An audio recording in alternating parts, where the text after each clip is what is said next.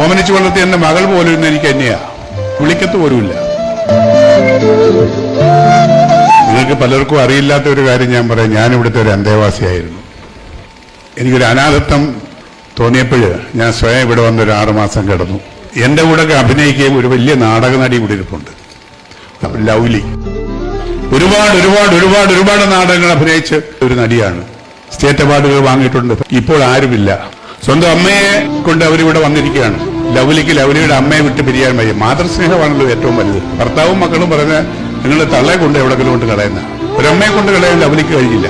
ബുദ്ധിമുട്ടായി, പീഡനങ്ങളായി, പ്രയാസങ്ങളായി, ദാരിദ്ര്യമായി, ആയ കാലത്ത് ഉണ്ടാക്കിയതെല്ലാം പിള്ളേരെ പഠിപ്പിച്ചു. പിള്ളേരത് സർക്കാർ ഉദ്യോഗസ്ഥന്മാരാ. അവരിവിടെ വന്ന് അഭയം പ്രാപിച്ചിരിക്കുക. 2 കൈ നീട്ടി ഗാന്ധിഭവൻ അവരെ സ്വീകരിച്ചു. ഇതാണ് അവസ്ഥ, മനുഷ്യന്റെ അവസ്ഥ. ഞാനും എന്റെ ഭാര്യയായാലും എന്റെ മകളുമായിട്ടൊക്കെ ഒരാളുടെ തിരസ്കരിച്ചു വേണമെങ്കിൽ പറയാം. അവരൊക്കെ എന്നെ ഉപേക്ഷിച്ചു ഒറ്റപ്പെട്ട് കഴിയുന്ന ഒരു അവസരത്തിലാണ് ഞാൻ ഇവിടെ അഭയല്ലേ. ഞാൻ ഓമനിച്ചു വളർത്തിയ എന്റെ മകൾ പോലും ഇന്ന് എനിക്ക് തന്നെയാ. അവൾ വലിയ എഞ്ചിനീയറാണ്, മരുമോൻ ഡോക്ടറാണ്. അവർ ആസ്ട്രേലിയ സെറ്റിലായിരിക്കും. ഒന്ന് വിളിക്കത്ത് പോലുമില്ല.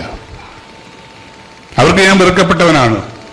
ഒരു പിടി നമ്മുടെ കയ്യിൽ വേണം. കാര്യം ഏത് സമയത്താണ് എന്ത് സംഭവിക്കുന്നറിയില്ല. ഇതൊക്കെ നമുക്കെല്ലാം ഒരു പാഠമാണ്.